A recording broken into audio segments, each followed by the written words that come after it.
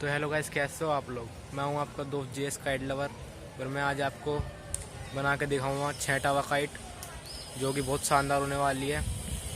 और गाइस, जो भी देख रहे हैं प्लीज़ सपोर्ट करें और लाइक करें, सब्सक्राइब करें चैनल को। और आओ देखते हैं कितनी शानदार बनती है 6 टावा काइट।